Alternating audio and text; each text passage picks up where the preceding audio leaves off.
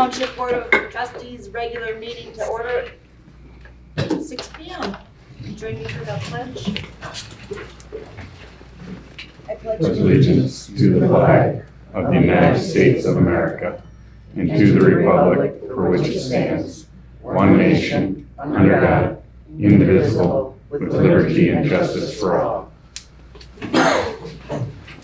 Roll call. Please. Present. Blanchine. Here. Zeiss. Here. Campbell. Here. Kutrah. Here. Wolfgang. Here. Fitzpatrick. Here. Brief public input.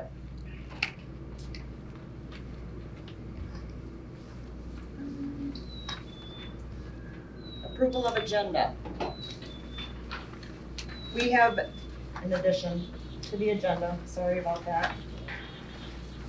I would like, we have in the audience, hi. We have a guest here who is going to briefly talk to us about the Metropolitan Planning Organization, the MPO. So I would like to add him under presentation special report, item G. And we also have a drafted resolution that goes hand in hand with this MPO. And I would like to add that to the end of the agenda as item number 16, which would be resolution 2023-19, the Traverse Transportation Coordinating Initiative Resolution. And there was just some correspondence misunderstanding with this. I had been in contact and yeah, you can explain it. No, let's go. Okay, all right. Any other changes or additions? I would move to approve the agenda with the additions. It's been moved and supported to approve the agenda with the additions. All in favor? Aye. Opposed? Declaration of conflict of interest. Anybody have a conflict? Presentation and special reports. Grand Traverse County Commissioner report. Good evening, Scott Seaver, County Commissioner. Lots of things to tell you, nothing to tell you all at the same time, so welcome to county politics. The big news is last week we were the 5th county to sign on the 6th county agreement for Northern Lakes Community Mental Health. I think Misaki County was supposed to sign today. I haven't been aware of that. It's a big deal. It's something we're working on for more than a year, but most publicly about 9 or 10 months. We're looking really forward to that. One of the biggest things that we're missing out locally is good services for mental health services. We got a lot of everything else. It just kind of falls through the cracks, and we weren't really getting the service that we felt we needed. So we're hoping with the restructuring that we're going to get that. So we'll see. I recently came back from the Michigan Association of Counties Legislative Conference in Lansing. This agreement was a sidebar conversation with a couple of our partnering counties. They were very apprehensive about signing it, but they were also looking towards us to be a leader in making sure that it works. So that was really good to hear about that. The other big issue is, of course, dead deer. And so I don't know why the funny thing is, that was also a topic at the legislative conference. I met with Representative Roth, and other counties are having the same problem that we are, but not all the counties are having the same problem they are. So, lay your money down on why that is, I don't know. But there's a whole bunch of people working on it, so we might have a solution hopefully soon. Other than that, it's just kind of business as usual. The word is from the state that's like, hey, we want you to do this, but we're not gonna give you any money. I know that's a big shock to everybody here. And that's pretty much it for my last couple of weeks. Any questions? Well, Scott, I saw something at the last meeting, I think it was your last meeting, where a woman presented and gave some statistics on the sex trafficking that's happening across the state of Michigan, but even specifically in Grand Traverse County. And what she said floored me. I had no idea, and I've always thought of myself as being pretty in tune to drugs and mental health and all of that. Traverse City ranked 10th in the state of Michigan. I don't remember what the number It was. was 10th, she said. That's Well, what I think found out that's this year. probably pretty low, actually.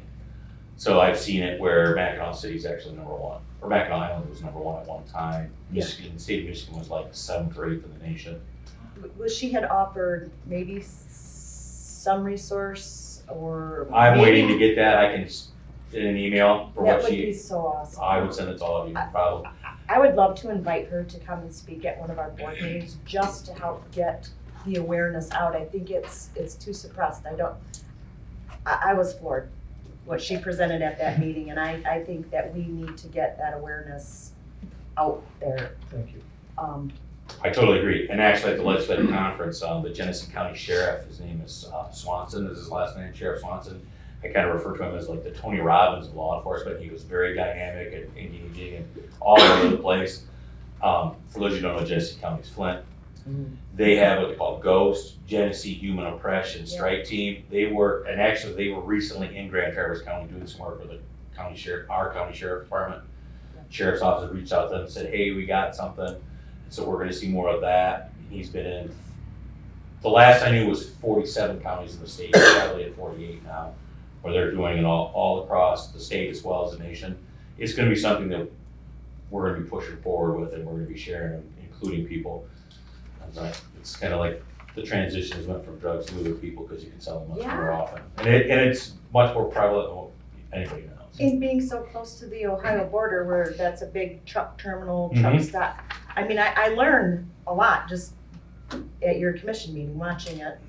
And I was just floored, and I think we need to do better at getting the awareness out. Since that meeting, I literally, when I go on that Overheard in Traverse City Facebook group, it's like red flags when some of those posts that I read, and then I see all of these wonderful people trying to be compassionate. Oh, I can meet you, I can do, and I'm like, oh. Exactly. So, and I've been waiting for that. So tomorrow we have a meeting, special meeting. I'll see if I can get her contact information. I'll get that packet and get it out to you too. But yeah, it was really, I had seen that stuff before, but it's really good for it to kind of filter up there. And I know the sheriff's office is really interested and has done some work with that group before. So Yeah, I would appreciate that. sure, no problem. Thanks. You bet. All right, great. Thank you. Thank you. Good evening, Matt Krachewski, Blair Township Community Police Officer. This is April 2022 report. CPO stats, my stats. Arrests 0, citations 2, complaints 42, traffic crashes 6, warrants obtained 3, warrants declined 2. Mud puddle assault. It's kind of funny. Boardman planes and those private drives that go across the river. All the years I've been here, there's always been neighbor disputes down there because disputes about what they're going to do with the road, who's going to pay for the bridge. So neighbors are always having issues down there. Particularly this couple here has an issue with each other and have for years. He's always claiming she swerves at him when she sees him on the road. I don't know if that happens. But this particular day, she drove within like a foot of him through a very large mud puddle and literally covered him with mud, like hat, face, shirt, pants. So he wanted her prosecuted. The prosecutor's office got back to me today and stated that they weren't going to prosecute her for that. So there's that. Also on the 24th, a family reported to animal control that their father and grandfather had grabbed his dog and pinned it down real hard by its head. He punched it several times as hard as he could in the head. And basically how it works with animal control is if they had a complaint that might turn criminal or looks like it's criminal or is criminal in Blair Township, they turn it over to me and I read their report and maybe investigate a little further when I prepare it for the prosecutor's office, which is what I did in this case. So Buddy wasn't hurt seriously though. And usually what happens is the prosecutor's office, in order to take the dog, because he wouldn't give up the dog, they will authorize a warrant, and part of the deal will be he has to give the dog up, or the person has to give the dog. Menard's break-in update. The prosecutor's office just got back to me on this, I think today. And since the suspect was on probation already for the meth, they decided it wouldn't be in the best interest to pursue the break-in charge. So What? Best interest of who? Well, they deemed it as only a misdemeanor since he broke into just the yard, not the actual building. That's That stupid. makes sense. What's that? That's stupid. Speak to that prosecutor for me. Well, sometimes No, when they- actually, we need to write letters ourselves to the prosecutor for, and sometimes when a victim calls them after they decline and talks to them, they then charge. So that has happened to me many times. Any questions? Thank you. Thanks, Mark.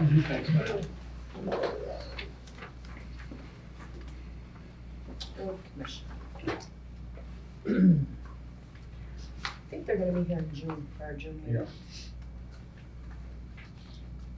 Water Loss Committee, Well, we have met and we've got a meeting coming up to finalize what our recommendations will be to the board in June.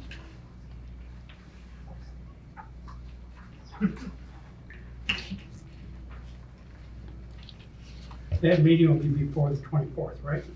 Yes, it's the 18th. We Did you did, not, did I not email you? no. I definitely check my email 3 times a day. Did I tell you, Carl? No, I already responded to her. Thought so too. It's 2:30 on the 18th. What time? 3 o'clock. 3 That's o'clock. what I got. We'll see if anybody makes it. Everybody check their emails. 3 o'clock, right. I'll be there at 4. Treasurer's Report. The general fund, 5,483,866. Public safety fund, 1,340,368. Ambulance fund is 1,395,429. Metro Act fund is 20,079. Liquor law enforcement fund is 42,456. Milfoil fund is 12,458. The general debt service voted bonds is 119,701.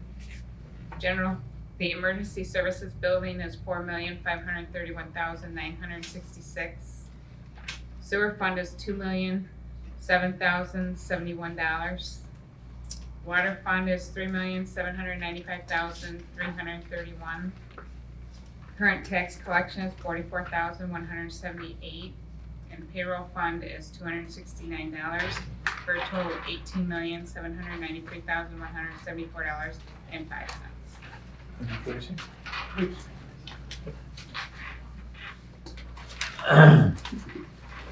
Emergency Services Construction Manager Report.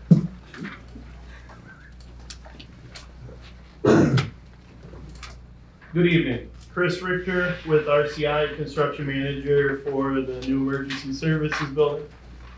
30-day report on current progress. Bay Masonry's continue to construct walls. All the masonry work is now complete on the north end of the building and through the mezzanine area. They've remobilized to the south end where we're now working above the training room, above that lower level. So we're close to completing the south end of the building. Update on the masonry schedule. We have been tracking days lost to rain because that was our biggest concern, is getting through the winter months. And we lost 7 days. And I know your report reads 5, Dennis. We updated that after last week. We lost 7 days to rain over the last 30. Jacqueline Steele completed the bar joists and decking at the mezzanine roof area. And they're currently working on the south end, and we're anticipated to finish up the decking at the mezzanine roof area, so the center section of the building. It was supposed to be done today and inspected today, so the last big push for those guys is gonna come when we do the above the truck bay. So the next 30 days, we should hopefully see the steel completed by my next report. D&W completed the underground work at the north end, and they've been working up in the mezzanine section as well. Shepherd's Concrete completed the slab on deck at the south end. Those of you that have been out there to visit that area, you'll notice the concrete is poured both in the lower level and on the main level of the south end of the building. And I'll throw a appreciation to those guys. The concrete work looks awesome. They did a great job out there. Elmer's returned to the site a couple of weeks ago. They've completed all the building backfill, all the compaction, stormwater, drain field, and septic are all in, inspected. Fire suppression line is in. Domestic water service from the building back to the fire hydrant towards the highway is in. And they're currently working under the highway on bringing the domestic and the fire suppression across. Blocks and roofing is scheduled to start. We were going to try and get them in there this week, but there was a delay related to some bar joists that had to be refabricated, some work that had to be corrected from the manufacturer. So they're held off until next week, which leads us into the progress for the next 30 days. Again, Bay Masonry is within 5 days of turning the corner in the final phase, which will be the truck bay. The main, right now you're starting to see the north end and the south end of the building out of the ground. The center exactly. The center section is going to be the next 3 weeks. So again, I'm hoping that at our June update, I'm going to be able to tell you masonry and steel are 100% completed. Jacqueline Steel will continue to follow the masons, again, repeating that same sequence. Windmiller Electric, D&W, they're going to continue on the site. Now that we're starting to get concrete slabs poured and we're starting to get roof decks in place and blocks and roofing is on site, we're going to be able to start interior metal stud framing. So again, I'm hoping by the June report, I'm going to tell you that there's framers on site and that some of the interior metal stud framing is happening. Shepherd's Masonry, they're just going to keep following the steel workers. So they have two more main pours on that building. And again, I'm hoping that by mid-June, which will be after the next month's report, that we're into the truck bay area. So you should be able to, those of you that are watching the project on a regular basis, you should see concrete slabs in the upper areas being poured over the next week. Again, blocks and roofing is going to follow the available deck areas. And Elmer's, this is a little bit ahead of the June report, but as of right now, Elmer's does have us locked in to place the base course asphalt July 6th. So this group here that is privy to the schedule that's in place, it's important that, you know, back from February when I was a little bit concerned that the weather delays and the projections of when we would be back on track, we're definitely the month of June, which is what we've been projecting. We will definitely be back on the original schedule in the month of June. And you do see that I have that noted on the project schedule review that there's currently some tasks that are actually tracking ahead of schedule. I'm nervous to say that out loud and certainly in a public setting, but it is nice to see that the areas where we've had some concerns due to winter conditions, working in the winter months, are actually gaining traction now that we have nice weather out there. So I'm not noting any schedule concerns.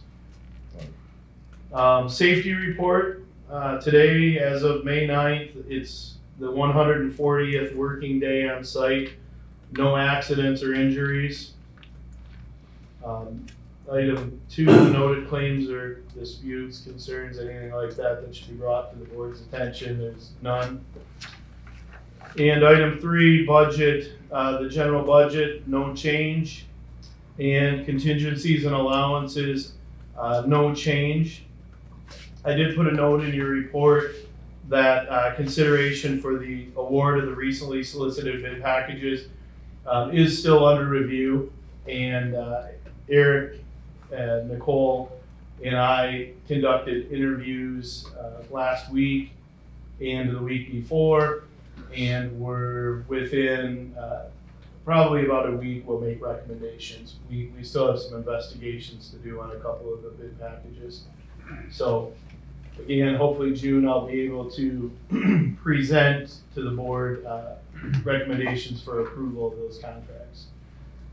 Which, I know Tracy, you're looking at me because we're always watching those numbers, and it's nice. It's going to sew up, I'm going to say 3 out of 5 of the remaining loose ends. We've got a few items that still need to be bid out, but as far as those bids are concerned, speaking on behalf of budget, for those of you that are keeping score, and certainly anyone in the public, the bids that we did receive do fall within the budget. So we don't really have any issues to report there that we have concerns about rebidding based on pricing, so. And as long as everybody got a chance to test out the chairs and we can come to a consensus on making some furniture purchases here. I know they're still circulating around the building. I was here earlier today for a meeting, and Nicole shared with me that a couple of the department members were using them, and I said that's a perfect opportunity. That one of the vendors left us with sample chairs, and there's nothing like being able to sit in a chair for a week as opposed to sitting in it for an hour at a meeting, deciding on whether it's a good purchase or not. And I said that the one demo must be working nicely because it's not returned back to the conference room. So. You can't get it back. I think he likes it. We told the sales rep that we might have to actually purchase, if I remember, we may have to actually purchase a couple of the samples, so. Okay, that's all I have. Is there any questions I can answer for any of you? That's great.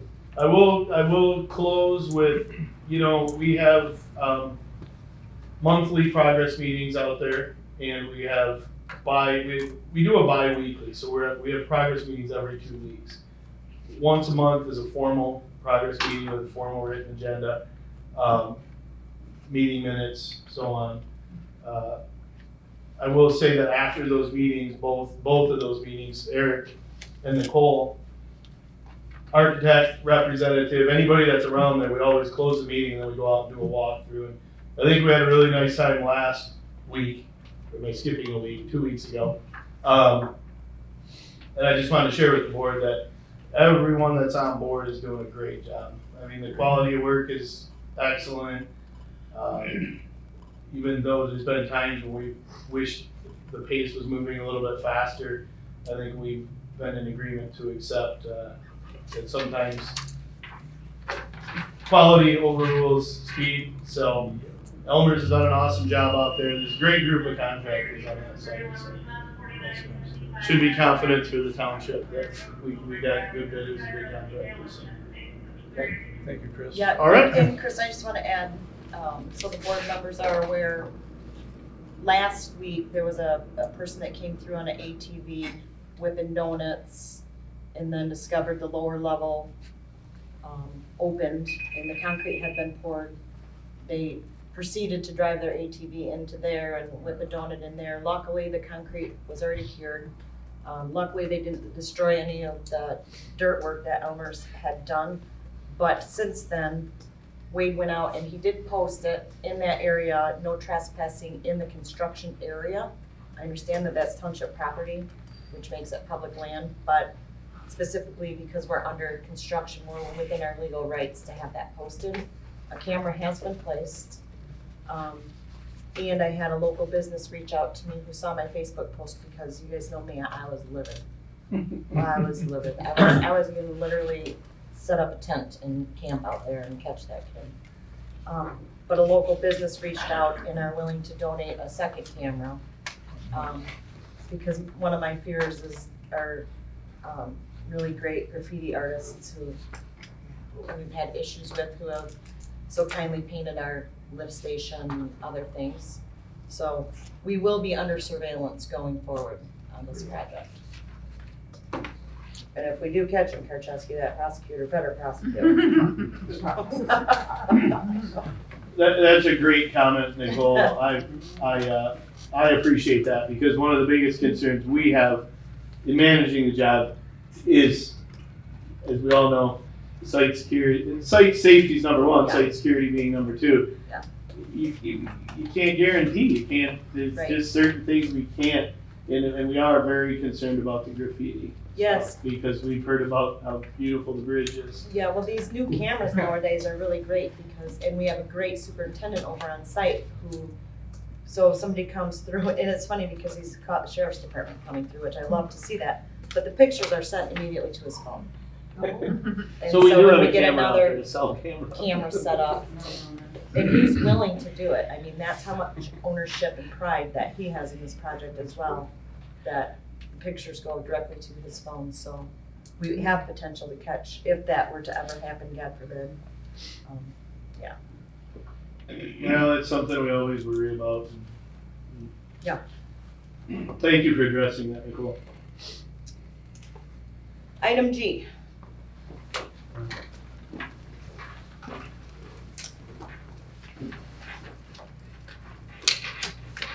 Alright. Well, I'm Matthew Cook. For those of you who don't know me, I'm one of the community planners at Networks Northwest. I previously did some of the transportation planning duties that we have before I transitioned out of that. And I've done a little bit of dabbling with TTCI activities, including drafting the freight plan. So I'm just gonna give you guys a little bit of information on it, and hopefully that helps you guys with your decision making for the resolution. As Nicole brought up, we did have a bit of a miscommunication. Nicole or Lynette may have talked to Hannah Yerk at one point, who was the transportation planner. She since left, so Rob Carson, who typically would be here presenting, he's unable to make it tonight.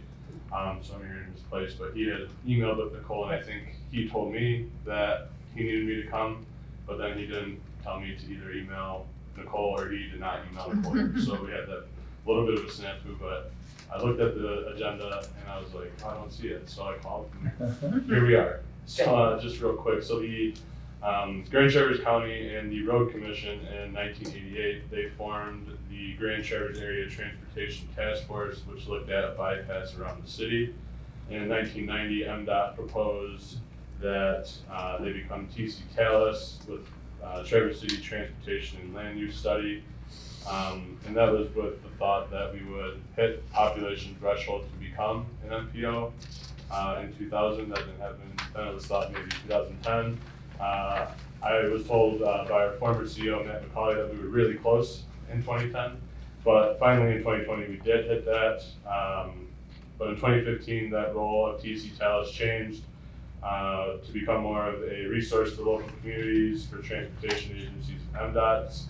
And that's when studies started being done, such as the 2016 East-West Connection Study, Public Participation Plan, and as I mentioned, the Freight Plan. So finally, I'm sure you guys were kind of aware that census data was real slow rollout, and some stuff's still not out. So we did not get until December of 2020 that we did hit the necessary population to become an MPO, which was, the population that we hit was 56,890. So just for anyone that doesn't know, Metropolitan Planning Organization, that's what MPO is. It's a transportation policy making and planning body designated to carry out the metropolitan planning process, provides a forum for decision making involving stakeholders and the public, and ensures that federal spending for transportation projects occurs through the 3C process, which is a continuous, comprehensive, and cooperative one. And that the MPO is made up of representatives within the metropolitan area, and also it's a federal requirement once you get above 50,000 population. I can provide you guys with a couple bigger maps. I'll send those to you guys. I know looking at quarter sheets is a little bit smaller. So that first one here, that is the Metropolitan Planning Organization. That's the area. That's the urbanized area. So there's kind of that northwest quarter of Blair is part of that. And then the other thing is the Metropolitan Planning Area. That is determined by an agreement between the MPO and the governor that determines the metropolitan planning process being carried out. And the MPA must encompass at least the existing urban area and then the contiguous area that's expected to become urbanized within a 20-year forecasted period of a transportation plan. That's one of the plans that will begin to be worked on once, like the intergovernmental, once all the things are all established and we have our full go to start doing the work. So this is that third map, or that second map, I suppose, the MDOT recommended MPA boundary that was recommended by MDOT. Obviously includes you guys. So there are 13 other MPOs in the state, with Midland being the most northern one. So obviously they're typically downstate, but there are different structures how the MPO could be set up. In Michigan, it's typically set up with a policy committee or board that consists of local elected officials, officials of public agencies, or those who operate major modes of transportation and appropriate state officials. So I think that the major modes of transportation, we're thinking like Beta would be the bus company, obviously. So there'd also be a policy committee, which would determine their own representation and their own decision-making procedures. An executive committee to handle agendas and routine matters. And then there'll also be the planning or technical committee, which is an advisory board to the MPO board for transportation issues. They would oversee the technical work and develop recommendations on projects and programs for the MPO board to consider. And that would typically be composed of state level officials, and then local, state, and federal agencies as well. So probably more like engineers and planners is kind of what we would think for that. The MPO functions include establishment of a fair and impartial setting, evaluation of transportation alternatives, development and maintenance of various plans, and to involve the public, both residents and key groups. Some of the plans that need to be done would include the long-range transportation plan, which that looks out at 20 years, looking at future goals, strategies, projects, priorities, and that is updated every 5 years and requires a public participation to be done. The next one would be the Transportation Improvement Program, and that is developed and approved by the MPO board and also approved by the governor. That is done, covers a 40-year period, so it's kind of a revolving project, or plan rather. And then there's the Unified Planning Work Program. That one is developed and approved by the MPO as well. That one is a statement of work that identifies planning priorities and activities to be carried out within the planning area. It also describes the work and products that will be performed, and that one is updated annually. So some of the kind of funding implications for this. Currently, right now, Charter City receives $385,000 a year for small urban program.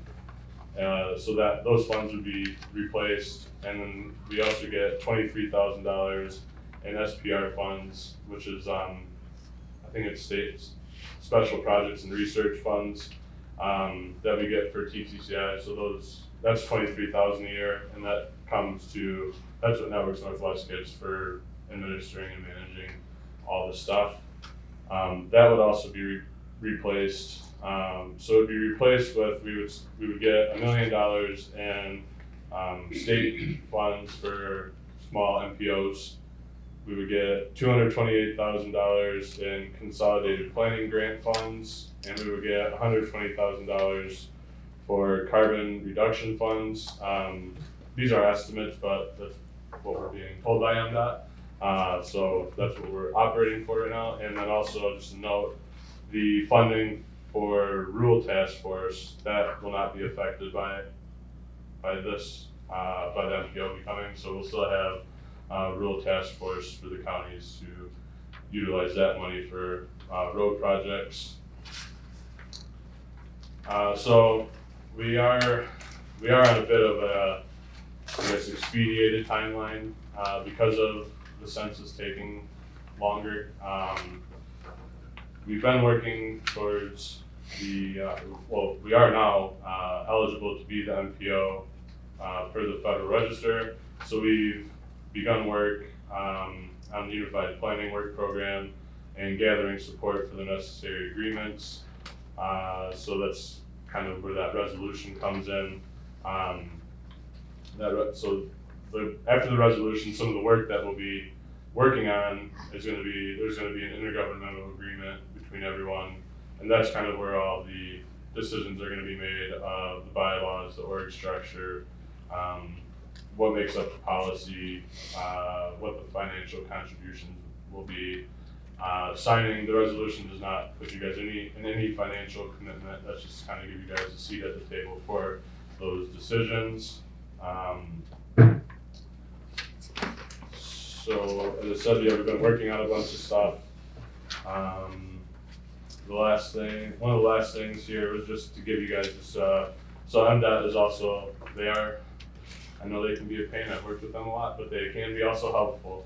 And they have been helpful with helping us give some guidance to the MPO process here. And they'll also act as a liaison between the MPO and the Federal Highway Administration. They'll participate in meetings, and they'll also review all the federally required documents. I do have on here, so there will be a local commitment of 18.15% of the coordinated grant.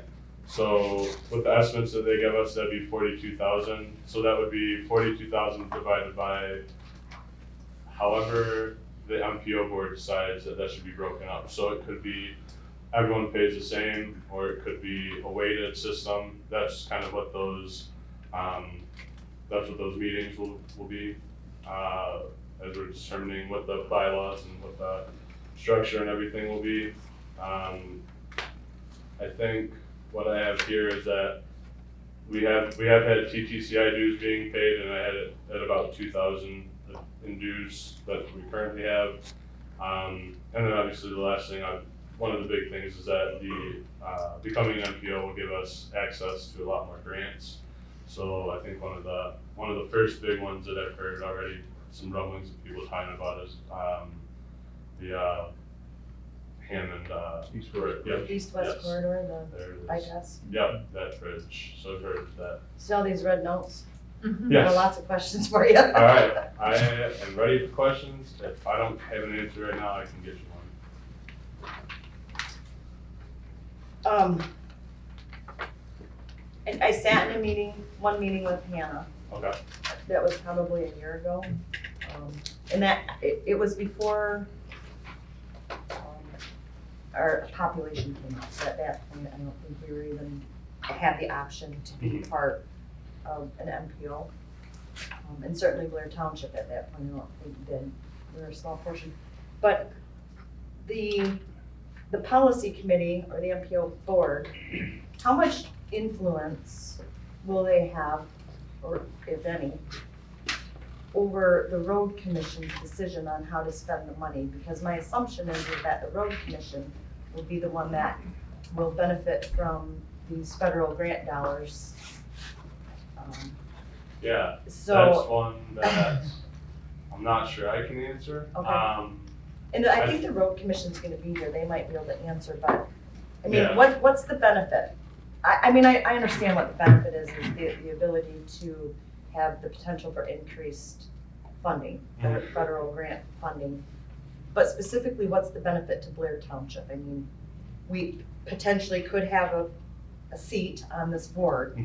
So I think one of the very first things is that, so since the urbanized area is in Blair, it would be advantageous for you guys to be involved in that because, and this is something I would get you a more clear answer. I'm unclear on what your guys' role would be in decision making of what projects could happen, and that if you're not part of the MPO board. I think it's always advantageous to be, if the option's available, to be part of a board specifically like that, because potentially it could impact Blair Township, and certainly to be part of a committee or a group making that. I'm just wondering, I guess I don't know. Yeah, I can get you a more clear answer. I'll probably have to talk to some people that are more well versed in some of the MPO stuff. Yeah, that's primarily, pretty much all of my red notes Okay. are specific questions to that. Okay. I'd actually I have think the probably, east-west corridor. I think what would probably be best is that let me put you in contact with Ron Carson. Because he's the one that's been doing all this stuff, so Okay, I think he'll be able to give you a lot more detailed answer.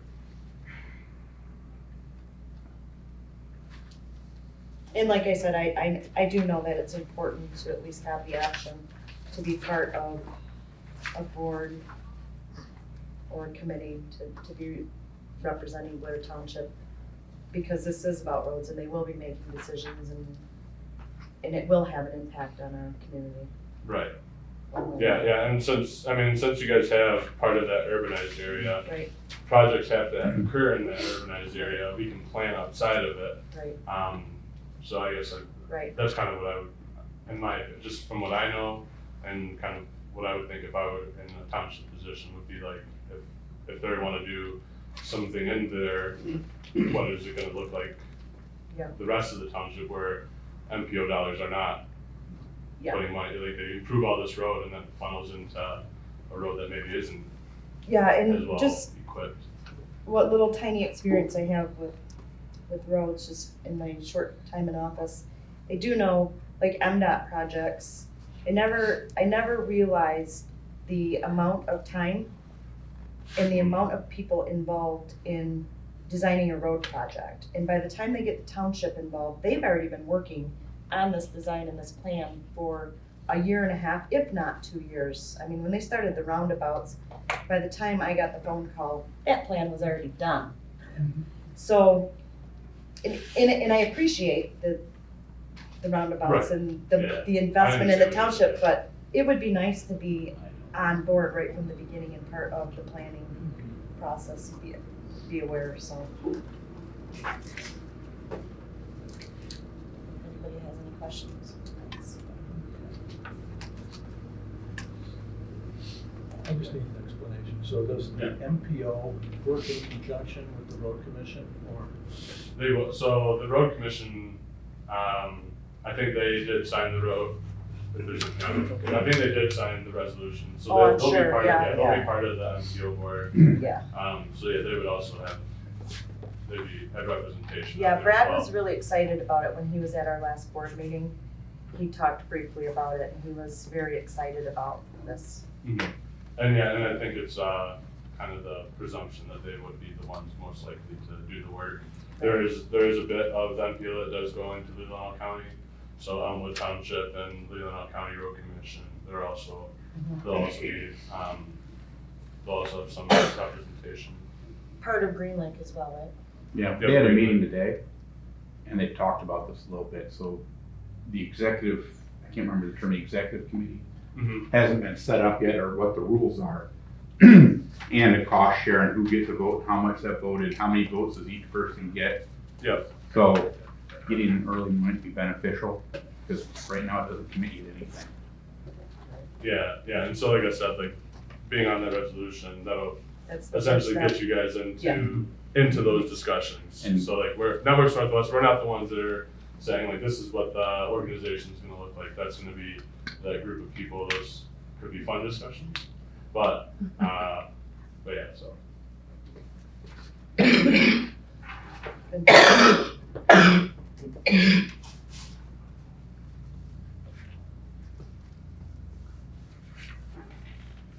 on this right now. I'm good, thanks. All right, perfect, thank you. Matt, I'm sorry. I'm sorry. Yeah. Excuse me. Since we put this at the end of our agenda, and I don't want you to have to. I was just gonna tell Stick you, around. I can stick around if you guys think that's necessary, if not. I don't think you need to. Yeah. We can just email you tomorrow. Yeah. Okay. Yeah, I appreciate your time tonight. Yeah, perfect, yeah, sorry about that No miscommunication. problem. Awesome. All right, yep, thanks guys. Thank you. Announcements and correspondence. Vance Road cleanup went well, thanks to everyone that participated. Our little sign-in sheet, and I sent pictures to the road commission. They were grateful and appreciative as always. The June 21st Planning Commission meeting, they will be conducting a 1.5 hour training workshop on the minimum elements of a plan.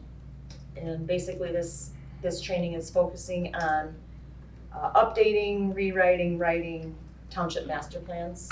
Our township master plan is ready for an update and some revisions. So it'll meet the PC members' training requirements, but Lisa and I thought if we posted it as a joint meeting, it would be really good training for us, since ultimately we're the ones that will take the recommendations from the PC, and probably I would think be involved with some of this rewriting of the master plan. So June 21st, we put it at 6:30 because potentially we will have a developer coming in before the PC for a site plan approval on a development. And Township Cleanup Day Saturday, that went really well. As always, there was a lot of stuff. There was a huge line. The line, this cleanup day, it never went away until noon. It never went away. There was always multiple cars in line. So thanks that everyone participated. I'll have the amount probably by the end of this week, the amount that we collected. Definitely it was our largest collection of wood. How many roll-offs did we go through with wood? 8 or 9. 8 or 9 roll-offs just for wood. Yeah, it was busy. The loads, the size of the loads is mind-boggling. There was a couple people who I very kindly and professionally, they're taxpayers in the township, so I respect that and told them so. You know, I appreciate your investment as a developer in this community. However, this Township Cleanup Day is not for you to buy properties, renovate it, and save all of the stuff and bring it here and dispose of it for free. That's, you know, basically abusing what, and he understood. He did. He'll probably do it again, but he at least understood. And I felt better getting that out, because that's not what it's about. And clearly, we have some people who go around to construction sites, and I'm sure the developers hire them to clean up construction sites. So they come in with a 40-foot trailer full of construction debris to dispose of here. But at least we're cleaned up, we're getting cleaned up, and most of the people were really grateful, as always. So, thanks everybody. That's all I got. EMS week is the week of May 21st. So I talked to a few of the guys, and I'm just gonna do a gift card so that they can use to buy their kitchen stuff in the new building. They thought that was a good idea. So I'm gonna get a card we can sign, and then just give them a gift card, do one big gift card, and they can keep it and use it when the time comes.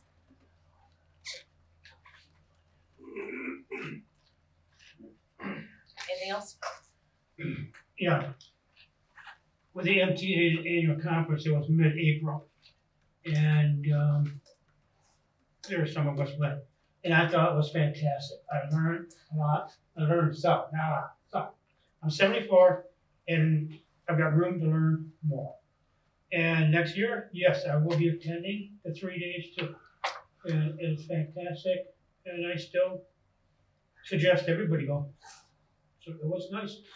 It is nice to also meet other people from different townships and talk to them. Even if it's not that, even if it's talking about the grandkids or whatever, it's still with us. No, it's fine. So, yeah, so. That's all I want to say about it, okay? Cool. One of the things I learned, and clearly I forgot, but I just remembered it tonight, is we legally, technically, legislatively, are not the Blair Township Board of Trustees. We are the Blair Township Board. So I have to take trustees off the agenda. I'll try to remember that. I learned that at the conference. I did not know that. I thought our legislative name was the Blair Township Board of Trustees, but it is not. Yep. You're the Blair Township Board. You know, when I got first elected as trustee, I'm going, wait, there's 4 trustees. Yeah. How can you guys be trustees? Well, you're not, you know? So, that's cool. Anything else? Item 9, consent calendar. The purpose of the consent calendar is to expedite business by grouping non-controversial items together to be dealt with in one board motion without discussion. Any member of the board may ask that any item of the consent calendar be removed and placed elsewhere on the agenda for full discussion. Such requests will be automatically respected. I'd make a motion. I'd like to pull the minutes from the April 11th meeting with just one minor change under presentations, special reports. You got it. Should say Scott Seifert instead of Kevin Seifert. Just not trying to sneak out. Kevin Scott. That's not the worst thing I've ever answered to. Yeah. See you, Kevin. See ya.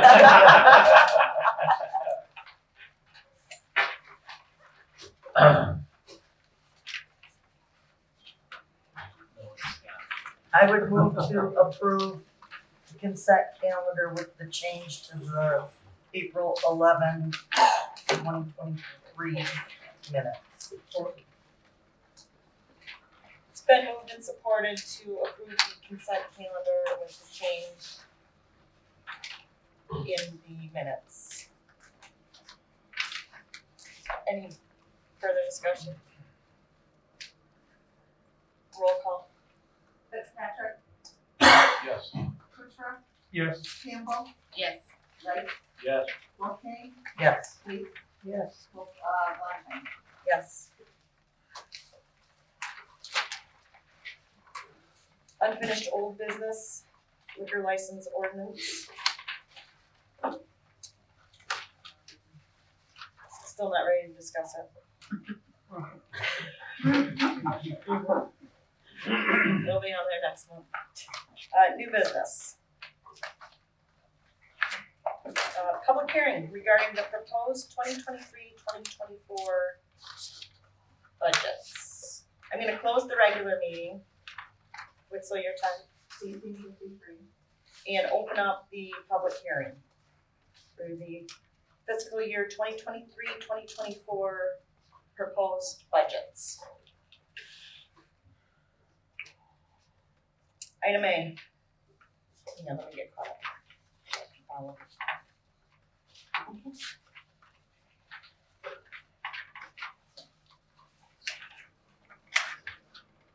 Item A, fiscal year 2023-2024 budget general fund, 0.7869 mils levy. Yeah, we're gonna just wait, just For public comment. public comment.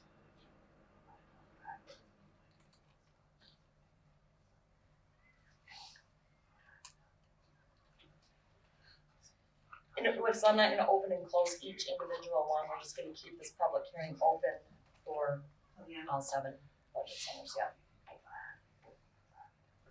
No public comment for the fiscal year 2023-2024 general budget. General fund of 0.7869 mils levy.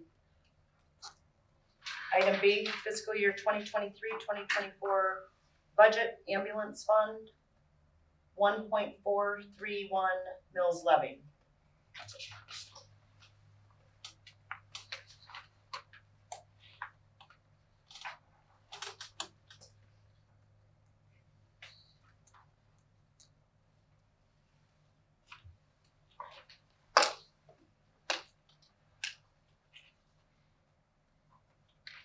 Hearing no public comment. Item 3, fiscal year 2023-2024 budget fire police fund, 2.50 mills levied.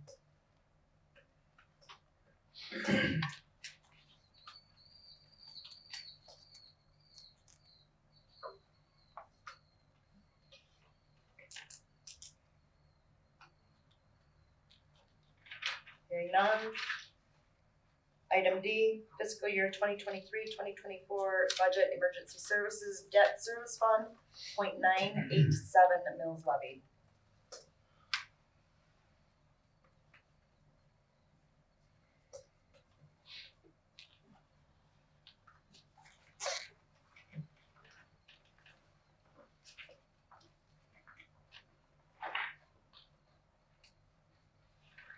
Hearing none. Item E, fiscal year 2023-2024 budget liquor law fund.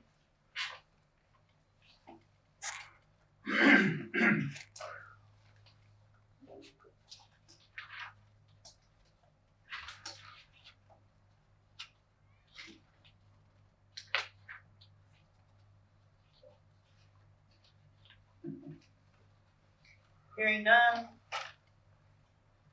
Item F, fiscal year 2023-2024 budget Silver Lake Milfoil Fund.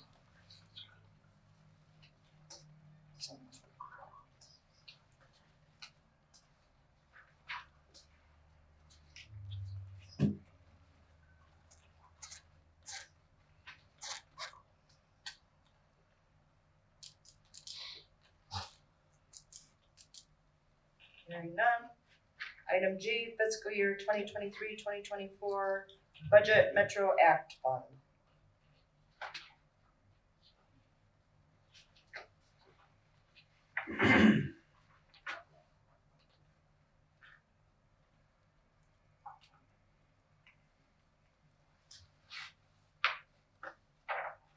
None. I'm going to close this public hearing. Last call for any public input. Close this public hearing. Your time, Wixel. 18:55.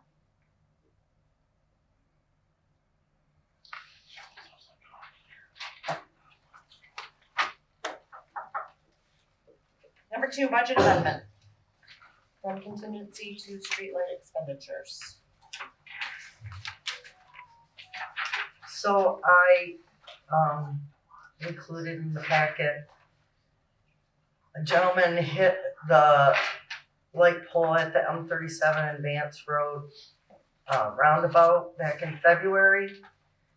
Windmiller emailed us to let us know what it is gonna cost to replace that. $9,219. And the township is responsible for repair and maintenance of the streetlights at the roundabouts. We are filing a claim with the gentleman's insurance company, but we got our first bill already. So I recommend taking $10,000 from contingency and increasing the streetlight expenditure by $10,000. I support.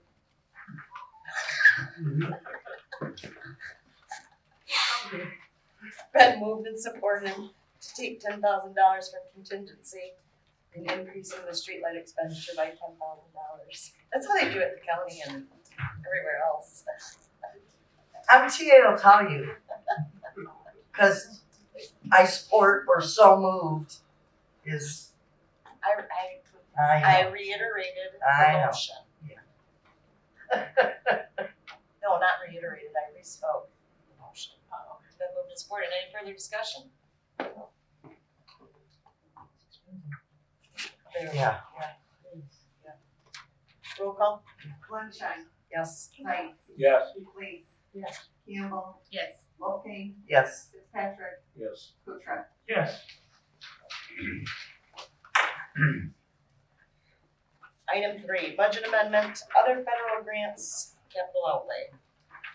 So the new ambulance will be in this month. And the township board previously voted to allocate $100,000 to the emergency services department to help pay for that ambulance. So now we need to do a budget amendment, increasing the revenue line item in the EMS budget for other federal grants by $100,000 and increasing the expenditure line item for capital outlay by $100,000. Okay, somebody say it. Support. It's been moved and supported to increase the revenue line item, other federal grants by $100,000 and increase the expenditure line item, capital outlay by $100,000. Any further discussion? Roll call. Kuchera, Yes. Campbell, Yes. Fitzpatrick, Yes. Wolfgang, Yes. Lees, Yes. Sights, Yes. Flanstein. Yes. Budget amendment, other federal grants, equipment. The township board also previously voted to allocate up to $50,000 to the fire fund for extrication equipment. We have now gotten a bill for that, and we need to amend the budget, increasing the fire revenue line item, other federal grants, by $48,897.36, and increasing the expenditure line item equipment by $48,897.36. It's been moved and supported to amend the budget by increasing the fire revenue line item, other federal grants by $48,897.36, and increasing the expenditure line item equipment by $48,897.36. Any further discussion?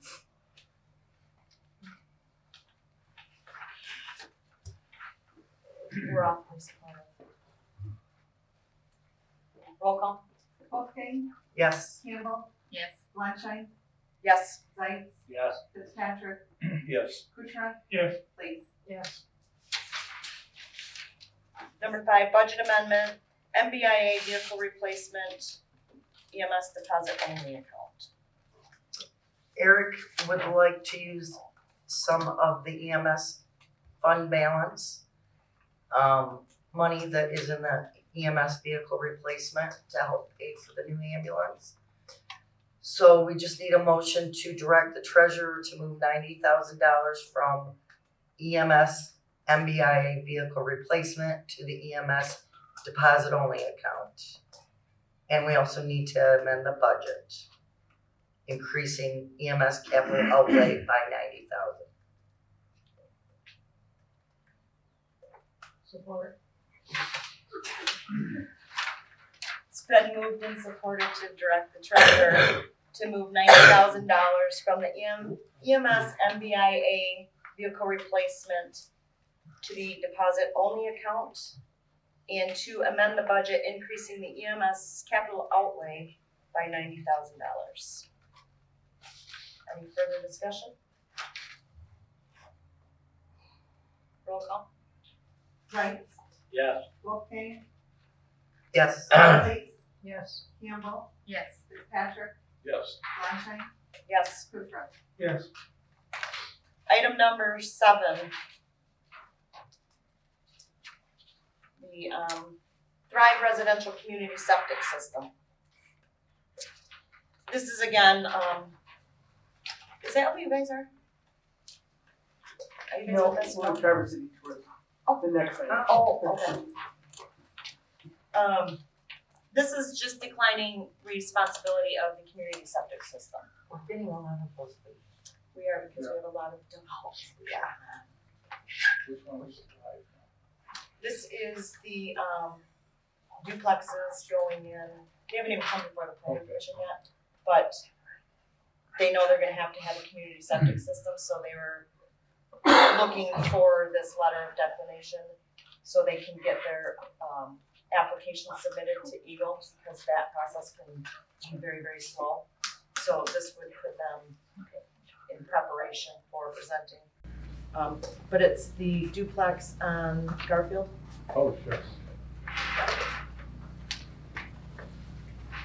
I would make a motion to decline responsibility for the community septic system for Thrive Residential Condominium. Support. It's been moved and supported to decline responsibility for the community septic system for the Thrive Residential Condominium Community Septic System. Any further discussion? I did change one thing. I put the draft letter in your packet. And then tonight I was looking at it. We're not gonna have board meeting minutes ready to attach to this letter, because I'm gonna shoot them this in an email tomorrow, and I'll just tell them when the minutes are done, if they want proposed minutes or if they wanna wait.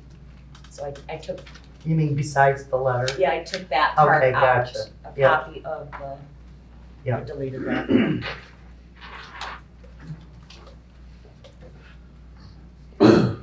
Did we vote on it? Oh, let's do a roll call. Fitzpatrick, Yes. Leeds, Yes. Zeitz, Yes. Kuchar, Yes. Wolfgang, Yes. Campbell, Yes. Fontaine. Yes. Item 8, request for display fireworks by Traverse City Tourism.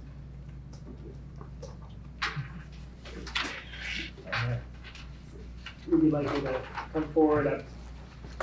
Yeah, why don't you guys just kind of tell the board, I've met with Mickey a couple times. Okay, So I'm familiar all right. with it. Eric and I both have met with Mickey. And then Eric, if you want to add, excuse me, anything after. I mean, if this is a slam dunk, I don't want to step in it. I haven't voted yet. Like I said, I could really mess this up. Mickey will be very upset if I screw this up. So I'm Trevor Tagach. I'm with Traverse City Tourism. Mickey sends his regards. He's actually at a trade show in Kansas City today. Hopefully having some good barbecue and getting some business from Traverse City in our area. So we have a concept for an event in early September, September 9, at the Pittsburgh's Turtle Creek Stadium. It's an idea that we've actually been working on for a long time, or been discussing for a long time. Bruce and I have, Bruce Tyree, who's with me, is the operator for Great Lakes Fireworks, and Blast, who is aligning with us to put this idea together. Bruce and I have worked together for almost 20 years now. I used to be a part of the National Charity Festival. Yes. I was there for many years, 10 years. And then I'm also sit on the board. I'm the president of the TC Boom Boom Club. So that's the 4th of July fireworks fundraising group. So I'm a part of that. And Bruce does those now too for us. And he shoots off the fireworks at the ballpark. So he's got a lot of business here in the Traverse City area and out here in your township. So he's a trusted, reliable source. We're trying to put together a fun, family-friendly event that celebrates international fireworks, inviting fireworks showmen from all across the globe. 4 different teams that would come to the ballpark, who would put on shows. We would potentially open the doors at the ballpark around 6 o'clock. Sundown is 8:05 that time of year. First show would probably be about 8:15.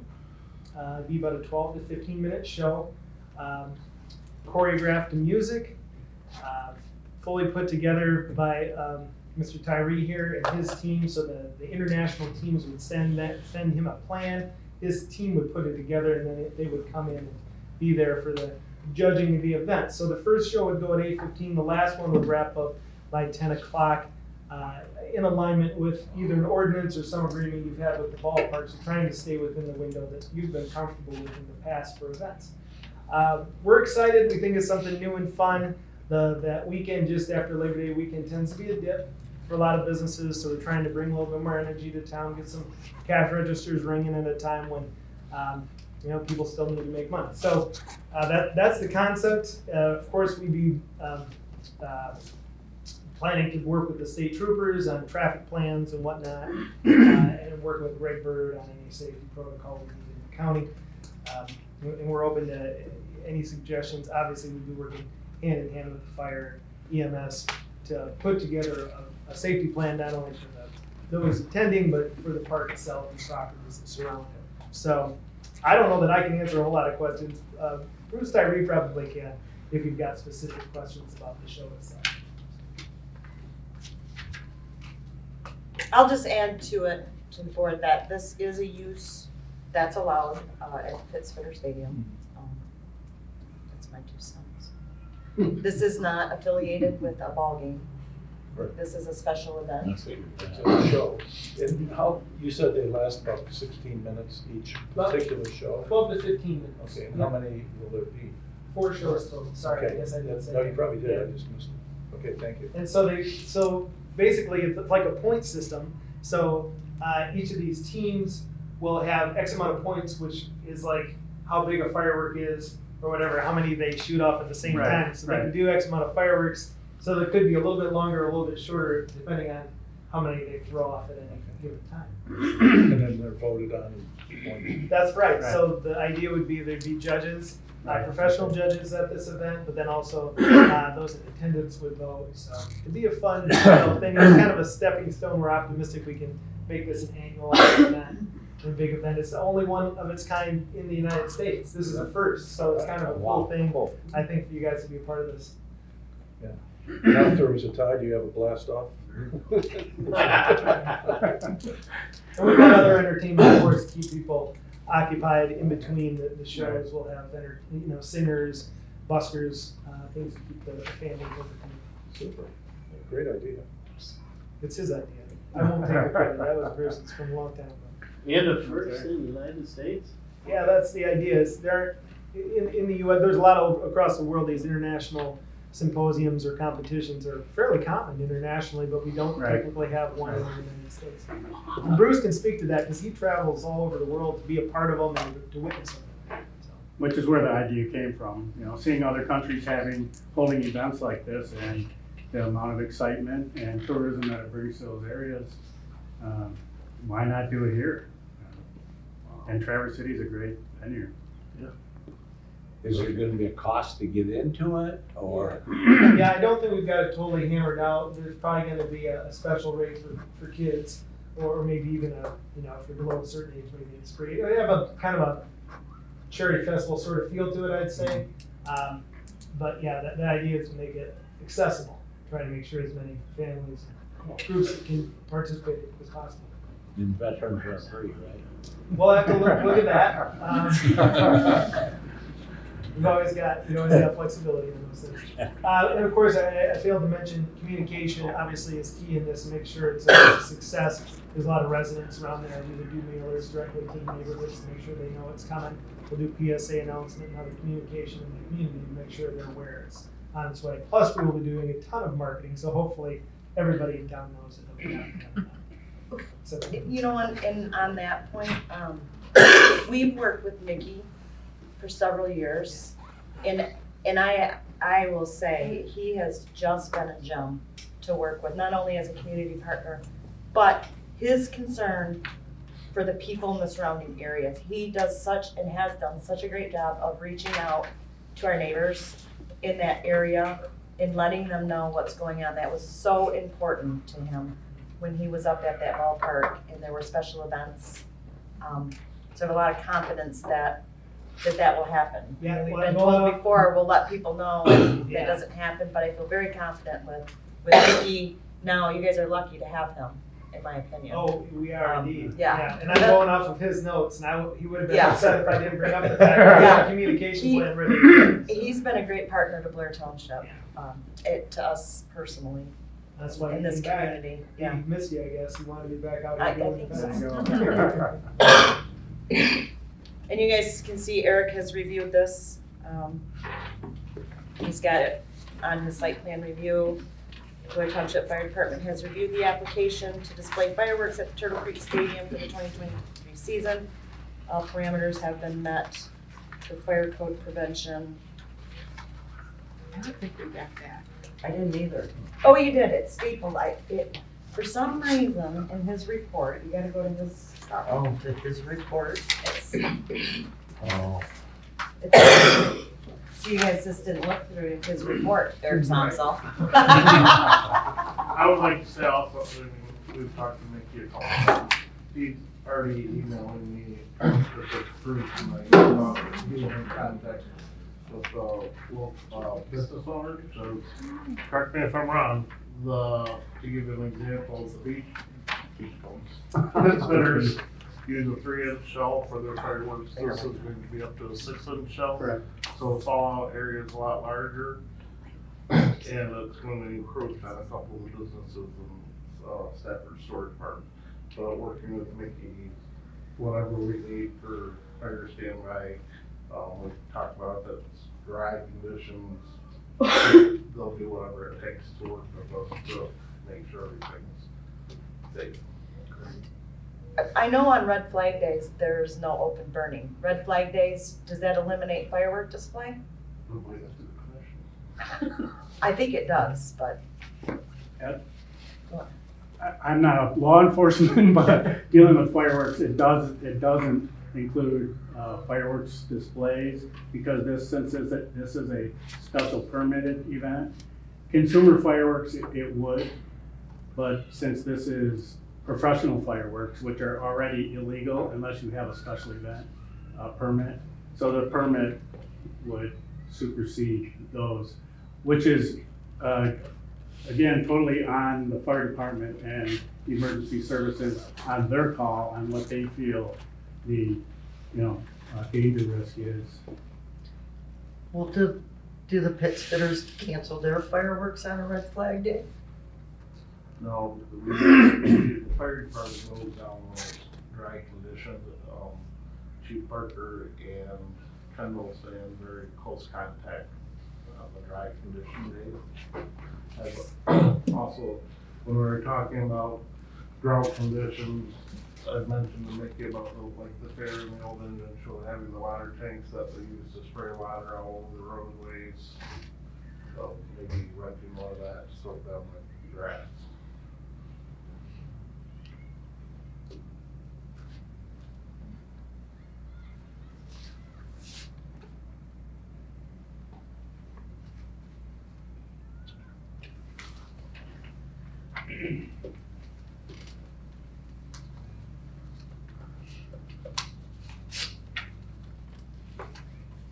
Anybody wanna make a motion to approve this?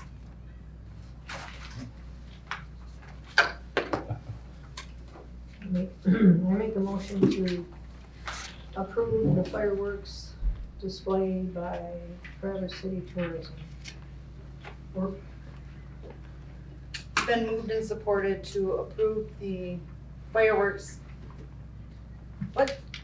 What's your technical fireworks display show? What's the name of it? Well, we're working on a name, but it's probably gonna be the International Fireworks Championship. That's We haven't what determined we're that. spitballing So- stuff, but that's where we're at right now. The fireworks display show by Traverse City Tourism. Any further discussion?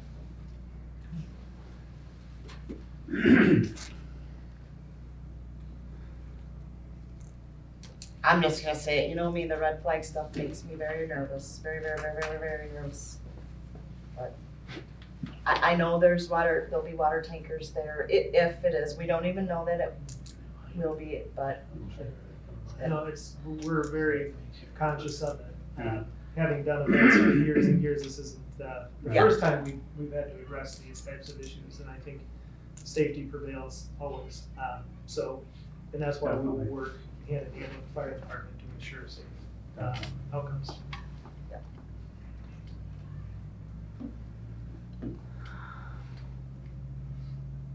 All in favor?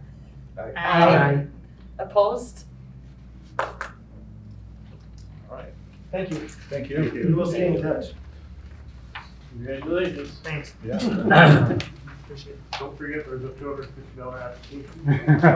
Glad you paid before I leave. About the card, if you take it. You bet. Thank you. Thank you.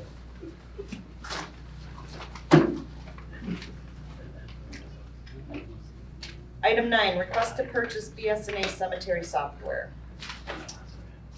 So we have in the clerk's office used Panem software since before I was clerk to keep track of the cemetery. Cindy has done some looking into it because BSNA does have a cemetery program. Panem is not the most user-friendly, and I'm gonna tell you mostly about how we'd like to pay for it, and then I'll let Cindy sell you on why we should have it. Like I say, the initial investment would be $7,545. Yearly support with the BSNA would be $520. Compared to what we will be paying now, Panem just had an increase in their support, $1,075 per year for support from Panem. So far this year, for cemeteries, sale of cemetery lots and open and closed graves and foundations, that has brought in $7,130. I know that there's a lot more, like with the mowing and everything that we spend on the cemeteries. But we do have money left in our elections budget. So I would like to, if the board agrees on the purchase, I would like to make a budget amendment moving the money from the elections budget to the cemetery budget to pay for it.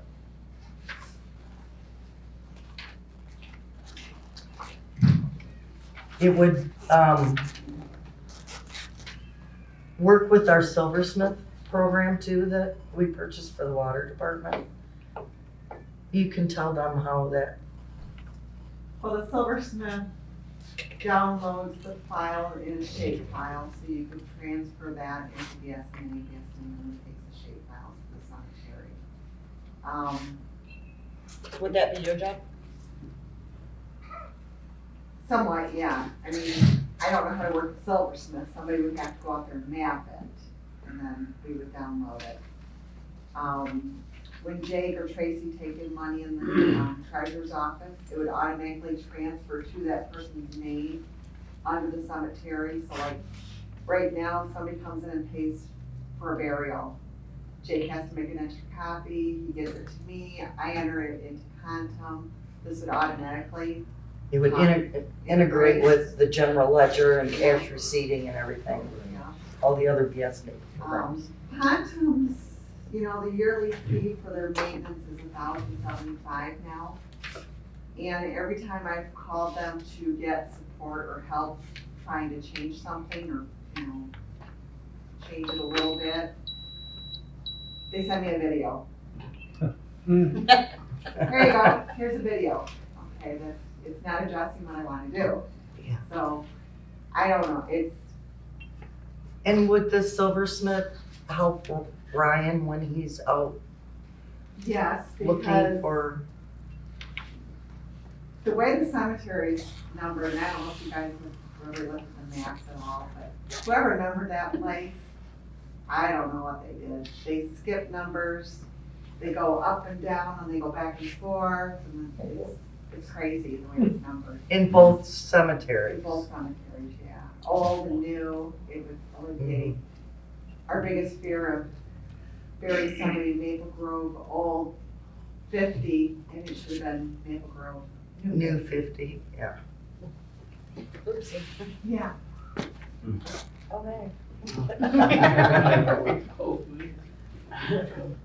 This has nothing to do with the cost or yay or nay, but BSNA was just bought out by an investment group. I know, I saw. So I can see cha-ching, cha-ching. I got that email too, but were they actually bought out? It said they partnered with. Yeah, that's the Wow. word of bought out.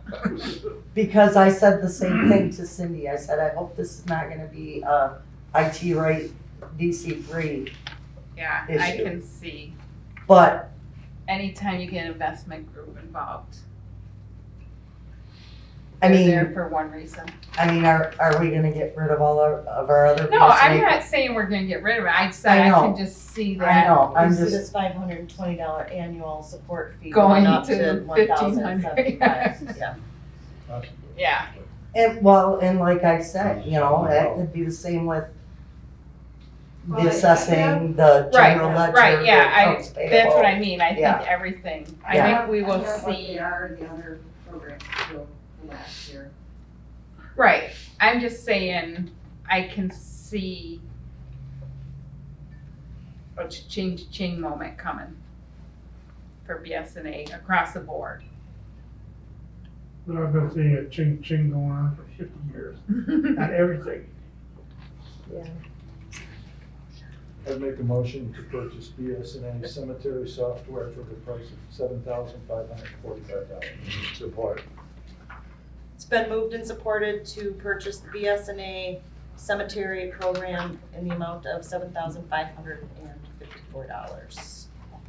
45. $7,545. Any further discussion? Roll call. Lees, Yes. Campbell, Yes. Kuchar, Yes, Fleischheim, Yes. Fitzpatrick, Yes. Wolfgang, Yes, Sykes. Yes. I'm gonna make another motion to amend the budget, taking $7,545 from the elections budget and moving it to the cemeteries budget. Support. It's been moved and supported to amend the budget by taking $7,545 from the election budget and moving it to the cemetery budget. Any further discussion? Roll call.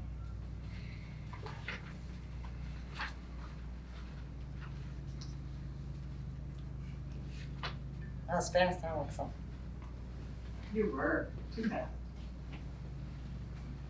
Kuchar, yes, Fitzpatrick, Yes. Campbell, Yes. Sykes, Yes. Fleischheim, Yes. Lees, Yes. Wolfgang. Yes, Item 10, proposal to fix trustee Carol Kuchar's laptop computer. That it appears it's currently being held for Bitcoin. Carl, quit opening up stuff you're not supposed to. yeah, oh, you ready for that? Yes, and I can tell you what. There was two things that, that flagged up, okay? One was 9/10. There had the Cops and Donuts thing, whatever, and also for your nonprofit. They tagged me, they sent it to me if there's any nonprofit. And that flagged up, Maccabee flagged that up. And the other one that flagged up was the Northern Express. Northern Express had a thing about people in your community who you want to elect. Maccabee flagged that up too. what are you doing with McAfee on your, Oh, Maccabee was on the laptop because that's what I had. There was nothing on it when I got it, It flagged, so you downloaded it on the Yeah. laptop? because I had to, because there was nothing there.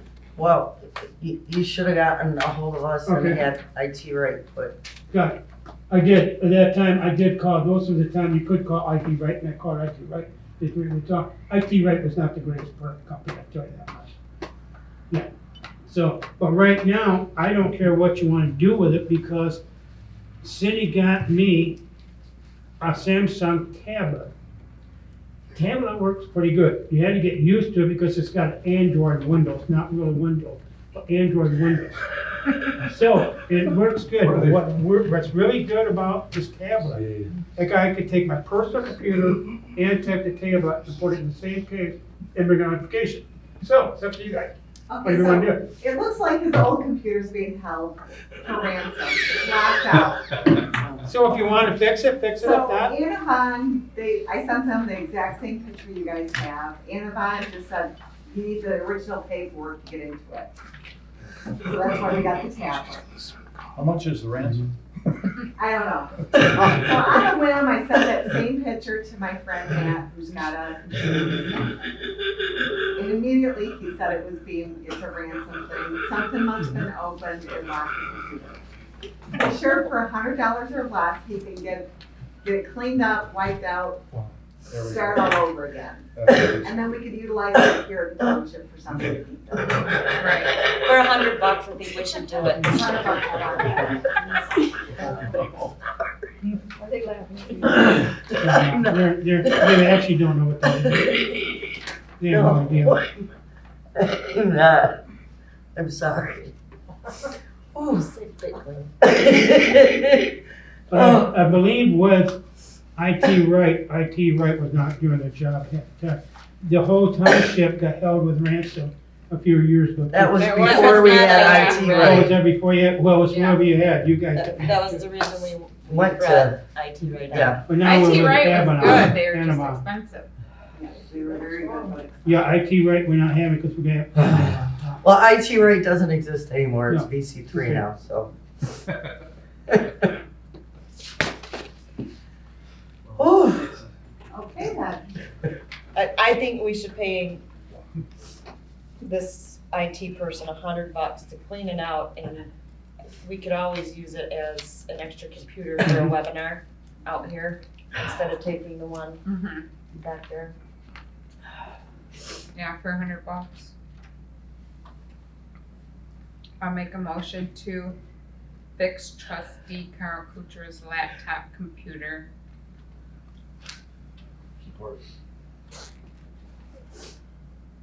Did you have $100 on that? I could put $100 on there. For $100 or less. Well, I'm not saying you have to. I guess I wasn't listening. There you go. Been moved and supported to repair trustee Kuchera's laptop computer for $100 or less. Any further discussion? Don't say Bitcoin. Roll call.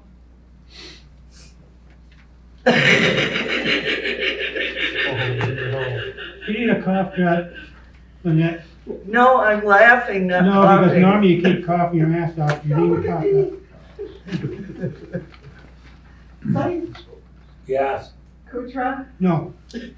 Wolfgang, Yes. please, Yes. Blanchard. Yes.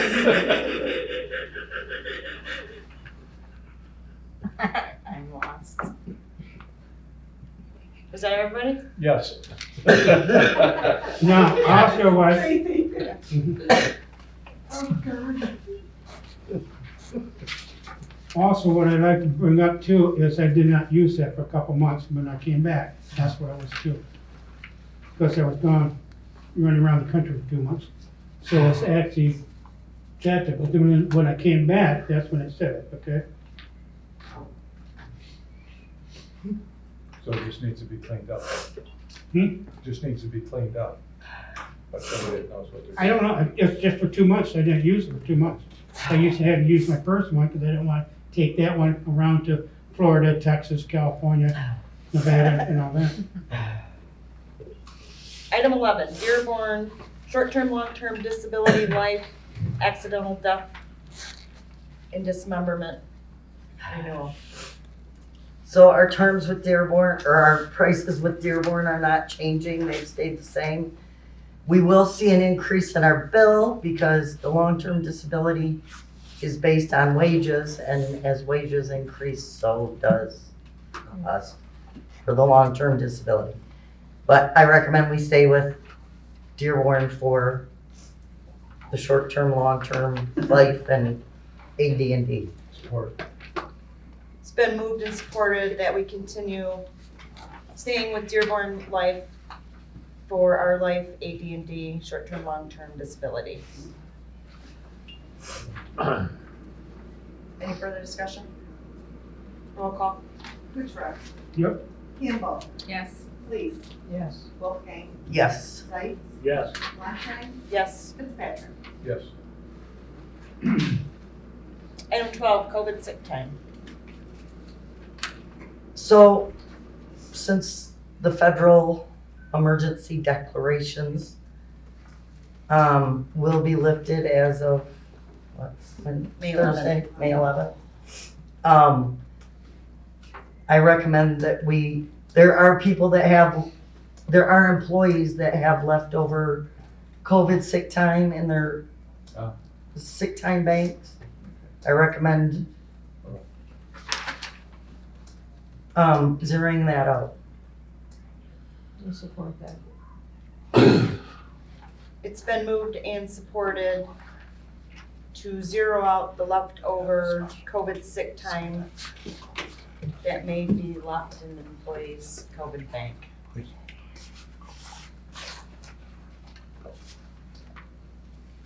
Any further discussion? Roll call? Lunstein. No. Please. Yes. Zeiss. Yes. Campbell. Yes. Fitzpatrick. Yes. Kuchar. Yes. Wolfgang. Yes. Item 13, request to hire paramedic firefighter Gavin Babaraki, part-time for emergency services. Did I say that right? I don't know. That's how I would have said it. Babaraki. Did you guys all read this, Gavin? Yes. Yeah. I make a motion to hire Gavin Babaraki as a part-time paramedic firefighter based on the recommendation of Captain Kraft and Darren Mansfield. Support. It's been moved and supported to hire Gavin Babaraki. Gavin Babaraki, paramedic firefighter Gavin Babaraki, as recommended by Captain Kraft and Darren Mansfield for part-time emergency services. Any further discussion? All in favor? Aye. Opposed? Number 14, request to hire a young gentleman, Eric's words, Trevor Lewis, part-time emergency services. If you wanna get technical, we should list him as a paid on call. He's not licensed, he's somebody that was graduated high school and where he is. But he'll be part-time. Just paid on. Paid on call. That's needed.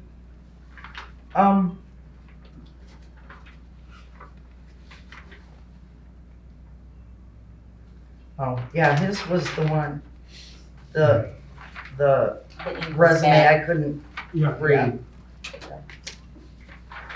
He's enrolled in the upcoming EMT class. Oh, that one I can read, the other one I couldn't read. Oh, this is what my question was. Did you say he just Last year, graduated last year. from high school? Mm-hmm. Well, how could he have worked since 2004 as a general laborer then? That's what it says on his.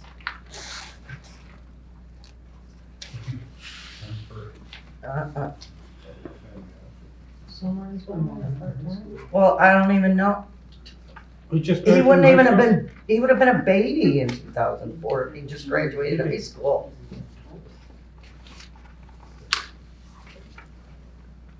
Well, he had his little box. I just was curious. Work for mommy and daddy or something. Unless it's a typo, I don't know, maybe it's March 2014, I Oh, don't know. Yeah, because you got, 2021 here, and then you, okay, got it. Well, I don't know if that's the case, but I would, Football team captain 2022. where do you see that? On the back page of the resume. No, I don't have that page. I make a motion to hire Trevor Lewis as a paid on-call, non-licensed employee. No matter, well, as long as he's, It's been moved and supported to hire Trevor Lewis as a part-time, paid-on-call, non-licensed employee.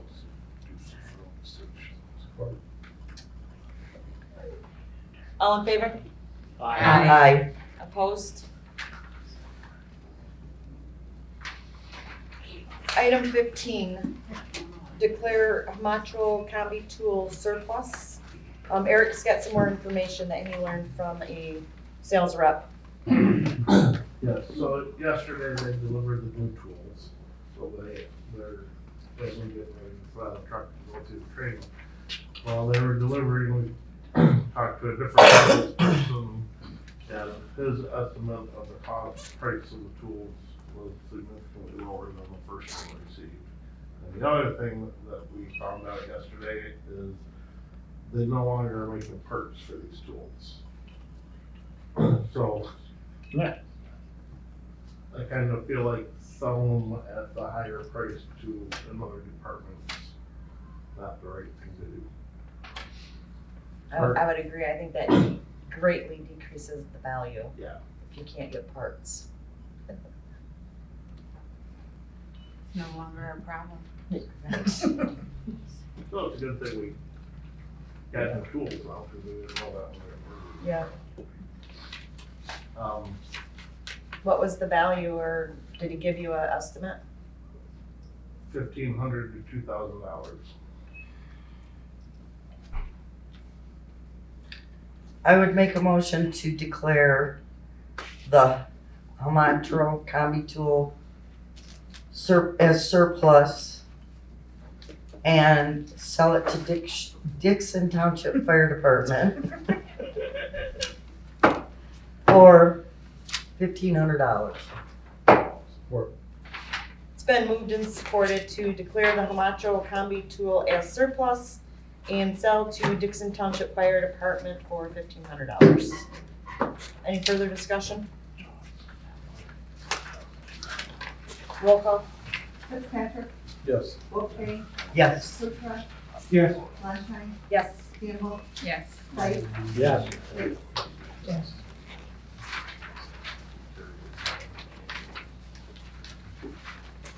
Item number 16, resolution 2023-19, the Traverse Transportation Coordinating Initiative Resolution. I lost it. Thanks.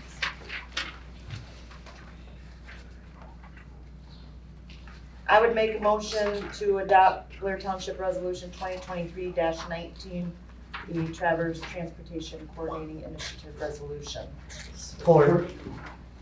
It's been moved and supported to adopt Blair Township Resolution 2023-19, the Traverse Transportation Coordinating Initiative Resolution. Any further discussion?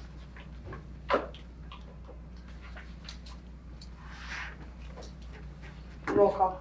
Zeitz, Yes. Lees, Yes. Campbell, Yes. Fitzpatrick, Yes. Wolfgang, Yes. Luca, Yes. Landshine. Yes.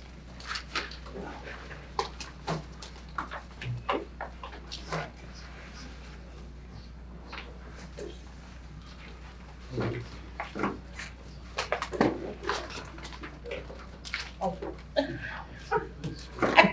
I was just packing up to leave. When the rest of us? Extended public input. Any public input?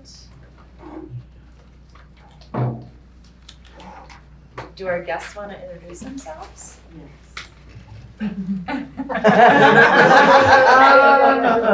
I'm just here for my civics class. Do you live in Blair Township? Yeah, we live like by Crimson Ranch. Nice. Yeah. We're on Blair Town Hall Road? Yeah. We've been traveling all day. Our daughter graduated from college Sunday Oh, right. in Kentucky. So that's why we look kind of disheveled.